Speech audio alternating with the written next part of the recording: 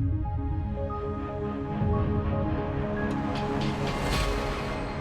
guys, let me know if you can't hear me ever. I'll talk a little louder. My name's Michelle Bill. I'm from Utah Valley University. We represent the Wolverine team. Just to start out, we appreciate the opportunity to be here today to present our proposal. Today, first I would like to give the members of our team a chance to introduce themselves.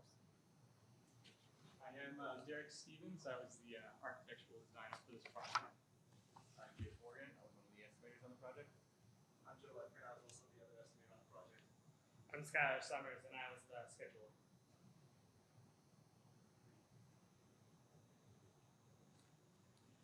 Okay, so in the beginning of the project, one of the first challenges we encountered was in the foundation. As the home is based in South Carolina, we wanted to make sure it was as protected from water as possible. So the challenge was, how do we slope the garage and step it down from the main floor to reduce the risk of water? We submitted an RFI, basically asking if it was a monolithic slab or slab on grade. We got the response that it was monolithic, so we had to come up with a solution for that. Our solution was kind of a hybrid mix between the two, and it would be completed in 2 pours. The first pour would consist of the monolithic footings and the main floor slab, as well as the garage stem walls. The second pour would just be the garage slab, which we could then slope and step down from the main floor. To get the stem walls poured with the footings and the monolithic slab, we would use suspended foundation forms. As you can see in our detail drawing here, basically it's forms right here held up by stakes.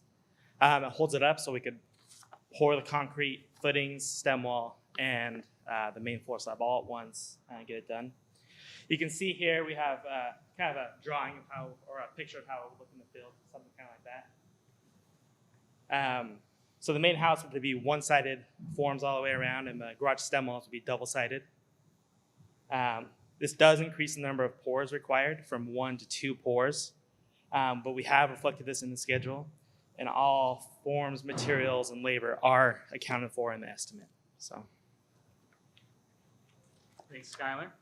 So moving forward with the design of the floor plan of the home, we took into account 3 major design considerations. The first was using the IRC 2015 building codes throughout the floor plan design.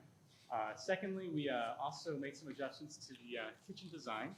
We decided to remove the butler pantry that was taking up the space here so that we could allow for more counter space and more efficient workflow in the kitchen. And then lastly, we also took into account the bonus room integration. And this is more specifically how we were going to integrate the plumbing for the bathroom upstairs, and also the stair placement in the floor plans, which we'll see in the next slide. Okay, so here we have the 2 main floor plans in the area. On the left is a floor plan without the bonus room, and on the right you can see this is the floor plan with the bonus room.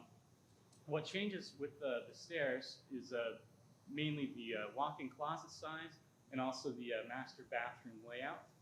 We also did our best to keep the walls with a similar layout between the 2 floor plans to make it a bit more simple when they do framing, so it's similar. And then the last thing you'll see here too is for the plumbing for the bathroom upstairs, we changed this exterior wall in the garage to a 2x6 wall. Now, other design considerations architecturally, we decided to add some add-ons to increase the value of the home aesthetically. Before we added anything, though, we consulted True Homes and their website and the different designs that they had up there. This home is called Dobson that we found, and it seemed fairly similar to the one that we were laying out. So we took some design aspects from that and implemented it into our project. Some of those are the arbor above the garage, some decorative columns, some also decorative vents, and vinyl board and batten siding over the garage door there. All these add-ons are included as part of the exterior package in the bid, and they're also listed as available options in the estimate. So for the roof framing package, we worked really close with the local truss plants on the truss package. For the roof estimate, it includes the overbuilds for the bonus room. One of the biggest challenges with the roof packages was actually the takeoff for the overbuilds of that bonus room, but also for the soffit and fascia takeoff as well. The furnace room is included in the aft access in between the webs of the trusses, kind of by the bonus room in that area. The roof and framing package, again, includes the overbuild for the bonus room with and without it. And then the soffit on the front and back of the roof package, it's an overhang of a 1 foot. And then on the sides, it's just in line with 0F with the gable. Okay, so the project's scheduled to start March 1st, 2019. We've estimated 59 working days to complete the project, making the project end date May 20th. The schedule includes 8 days at the end of the schedule for any punch list corrections or weather delays. We've also included 2 days in the schedule for the bonus room. If the bonus room is not selected, then we can remove these 2 days from the schedule. We used a 5-day work week calendar, and there's no major holidays or anything that would affect labor in our time frame. And some milestones we had were the permit to start March 1st, and subgrade utilities on March 5th before we do any foundation work. Framing and shear inspection March 21st, so we get the house dried in and start the electrical and HVAC work. 4-way inspection on April 4th, drywall inspection April 11th, final inspection May 8th. This is where we have our 8 days of punch list time before we get the certificate of occupancy May 20th. Thank you, Skylar. So while creating the estimate, it was kind of a roller coaster. Without any estimating experience, it was a huge learning opportunity. So for our estimate, we based it off of all Utah prices. And with the price difference in South Carolina and Utah, we decided, consulting the Duwalt estimator booklet that was given to us as a reference, we decided that we needed to increase all of our prices by 4% to accommodate for that price difference. As you can see in this chart over here, what is included in the cost estimate is overheads and fees, general conditions, construction, material, including exterior and interior parts, and also site work. All of our electrical features and also windows and plumbing features and all other features were found on a true home specification sheet that was given to us, so we knew what we would be able to use. And also because of the great design of the bonus room and its placement, we estimated that the bonus room option would be only an extra $3,800. And then also all green building and also BMP best management practices were incorporated in all our building processes. All right, just in closing, based on our estimate and design, we believe that this is a product that will sell competitively in the market. Based off of our average building per square foot of $108 and an average market sale price of $3,000, we would get a 14% return. Based on this info, we believe you should build our product.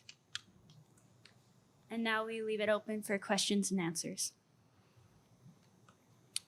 Very well done. I want to commend you on a great proposal and a great packet. The information was clean, easy to understand. It wasn't too much information, which is great. Your set of plans were phenomenal. So very well done. Estimate. So either got a couple questions for you. Let me go back to my questions. Okay.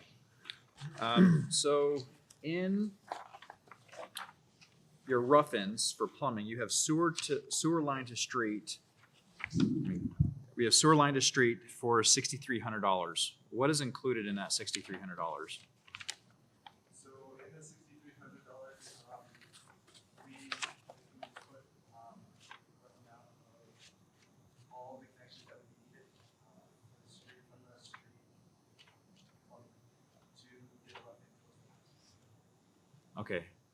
So because there's also the $6,300 sewer tap fee that you have in your fees. So those are separate? Okay, I just want to verify that, that you would count for those separately because it's the exact same number. I just want to make sure you weren't double dipping there. Okay. Also in the estimate, where can I find the appliances? So it should be Under electrical? All right.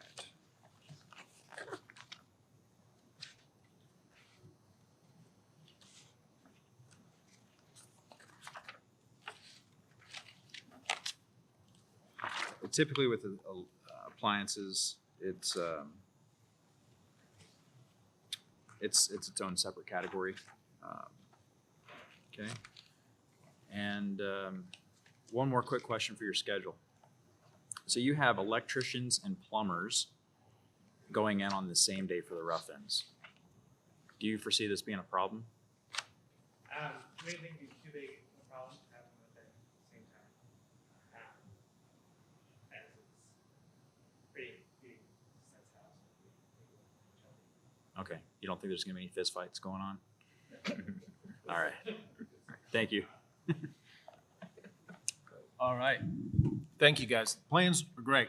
Love the plans. Talk me through, you said monolithic and you said slab on grade. What's the difference in your world? Okay. I think what we're considering is the difference is the monolithic's kind of a single pour, singular, Mhm. which is why we kind of made it so we could pour almost everything at the same time except for the garage slab floor. Okay. And then that's just on grade. Okay. So in the southeast region, that's the same word, right? We pour this, I think we're kind of a little terminology thing here. Slab on grade or monolithic are the same thing. We pour this in one pour. We pour the slab, we pour the house, we pour the footers, we pour everything. So literally the frost line is down 5 inches, right? Bottom of the footer is 12. We just trench out a little dirt and we're casting right on the grade, right? So I think it's great that you went through and you researched, you did all this, but I think you added complexity where there didn't need to be. Okay, the foundation system and everything just got a little away from you. I think you got a little bit too excited on it. Simple is better, especially when you start looking at standard construction practices in the region that you're building in. Kind of use your point of references that you have. You also, it looked like on the alternate for the bonus room, there wasn't an allowance for the stairs in the truss design. There wasn't a stair hole. So with that one, it is. Okay, can you rephrase that? Sorry. Okay, so I'm looking at the stair roof design, and I don't see the cutout for the stair opening. Right. So I just want to make sure, because the profiles that you showed and kind of where you highlighted the overframing, I think you caught the overframing above, but you didn't allow for the bottom chords either be cut or notched or whatever. You kind of missed that one. So be very careful, especially when you're working with the truss designer, that he allows for something like that, because these guys are very, their software can chunk out truss drawings very quickly. But don't forget about your stair openings and making sure those are in the right spot. Because if those are wrong, it goes downhill from there. And then let me see here. So when you're working through some of these sections, this section is one thing that kind of really caught my eye. You have a different ceiling height in the front porch, the main house, and the back porch are all different ceiling heights. Typically in ranches, especially at this price point, we want that uniformity of the bottom chord, right? Every time you put in a bend, you put in a gusset plate, you're gonna have issues, right? So keep it uniform, keep it as flat as you can. But plans are great. Just a couple things on the plot plan. Just be careful. There's a couple areas where the roof is overhanging the easement line. So the foundation itself may be within that, but you're showing the roof impeding that. So that's going to be a red flag. So just keep an eye on that. Maybe shove it back a foot or two just to remove any doubt there. You show electric coming in on the right side, so keep in mind your electric meter there. There's a bedroom and bathroom there, so you can't have a electric meter in either one of those locations. So typically in the garage, or you would have to do a disconnect, which adds about $800 in cost. So just kind of keep those couple things in mind. Your alternate design is, I like it, but if the homeowner purchased what was on the supporting documents, then maybe just do this as a separate sheet as an option.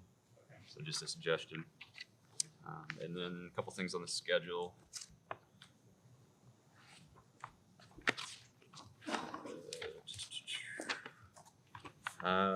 Who's my schedulers? So March 13th, I'm pouring the garage slab, and March 13th, I'm delivering frame materials. Do we have an AM or PM, or is that? I think we just pour the garage on morning and have the frame materials over. Okay, so just be careful with that. I mean, things happen, trucks break down. I mean, lumber companies like to deliver early. Then we'd be sitting there at 7 o'clock with your concrete trucks, and again, we got a fist fight going on. So just a few things that were a little aggressive that I saw. And then March 22nd, we're drying in the roof, but we're not shingling it until April 9th. So can you go over that process? I think we just want to make it dry as soon as possible so the electrical get started. So you're just drying in with the tar paper? Yeah. Okay, because that's going to be, unless the carpenter's installed, that'll be 2 trips. So I've done it in the past where I, as a carpenter, installed the tar paper. Was that kind of your plan, or was the roofer doing that and coming back, or? I think we're fine with the Okay. I think that's all I had. Like I said, just a little aggressive as far as timing. Maybe just space a few things out. Again, give people their days. Give the plumber a day or two before the electrician or tenor or somebody comes in.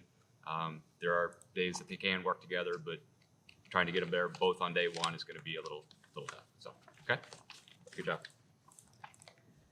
Hi, how are you? This was an absolutely beautiful, this is an absolutely beautiful set of drawings. I want to really commend you. I'd hire you in about 2 seconds if you want to come to the Pittsburgh, Pennsylvania area. The main thing is, what I love is the attention to detail and to make this special to yourselves and to express your own design forward thinking. I love how you are distinguishing the fact of what these options are and how you are modifying the design to improve it. And by the way, in my opinion, the elevation was much better. I like the board and battens siding, whatever for the front. I did want to note that on the who is doing the estimate.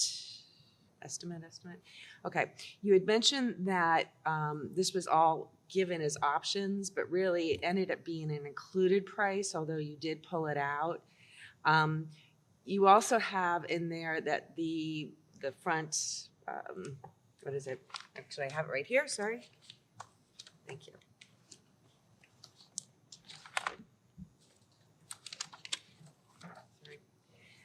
You have, it's on page 24, available options, and you had the arbor, which was at $1,000, but that was actually included in the base.